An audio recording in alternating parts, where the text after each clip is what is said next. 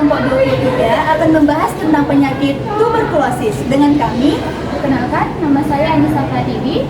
Saya Lutfiah Asyifah Rahab. Saya Hanania Sitokang. Saya Sintauli Trinita Pasaribu. saya Diana Sultafia Bertarigan. Saya Nabila Syarana Mora. Selamat menyaksikan! Yuk kita bahas tentang penyakit TBC atau tuberkulosis. TBC atau tuberkulosis adalah penyakit menular dengan tingkat kasus dan kematian yang tertinggi di dunia. Bayangkan satu bakteri ini sudah dari 150 tahun yang lalu, namun belum ada vaksin yang sangat efektif untuk orang dewasa. Jadi, apa sih rahasia Mycobacterium ini dapat bertahan dan mengelabui sistem imunitas kita? Yuk kita bahas. Yang pertama, kita akan membahas tentang inisiasi infeksi atau penyusupan. Jalur masuk Mycobacterium masuk ke tubuh melalui saluran pernapasan, umumnya menginfeksi paru-paru.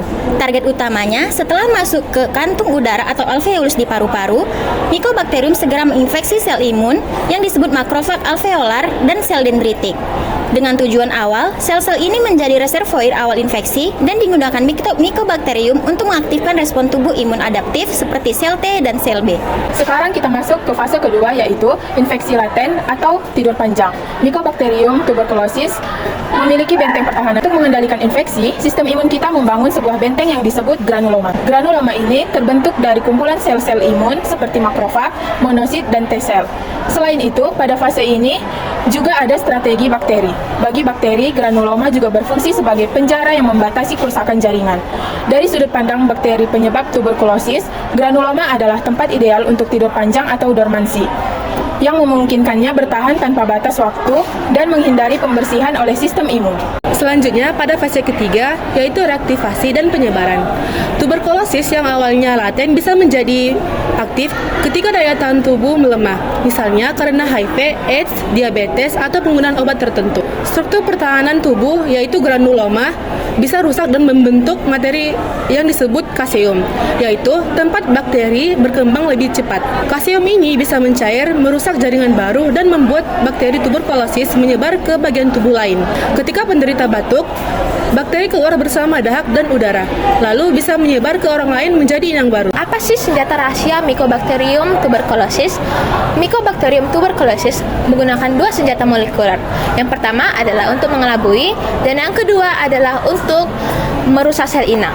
Nah, yang pertama-tama kita akan membahas senjata yang untuk mengelabui. Senjata yang untuk mengelabui ini dinamakan pelindung dan pengelabuan atau faktor virulensi non-protein. Mycobacterium tuberculosis memiliki dinding sel yang unik dan kaku, yang menjadikannya sangat tahan terhadap molekul antimikroba. Dan yang kedua, Mycobacterium tuberculosis memiliki faktor penyamaran oleh thiokerol di mycocerasets, berfungsi untuk menutupi pola molekul bakteri dan membantu menghindari deteksi reseptor imun.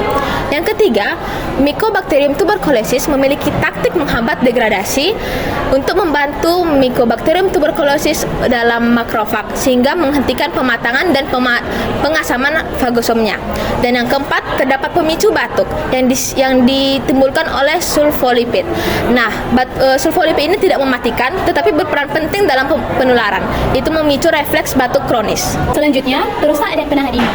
Sistem sekresi ESX1 merupakan sistem khusus yang memungkinkan Mycobacterium untuk merusak fagosom atau kompartemen pelindung dan memasuki sitosol sel inang, tempat di mana mereka dapat berinteraksi dengan sensor DNA inang dan memicu respon yang merugikan inang. Beberapa protein diproduksi untuk menghambat kematian sel terprogram makrofag, sehingga Mycobacterium dapat mempertahankan rumah atau ceruknya di dalam sel untuk bertahan hidup dan bereplikasi. Jadi, begitulah TBC bertahan, dengan bersembunyi dan mengelabui sistem pertahanan kita.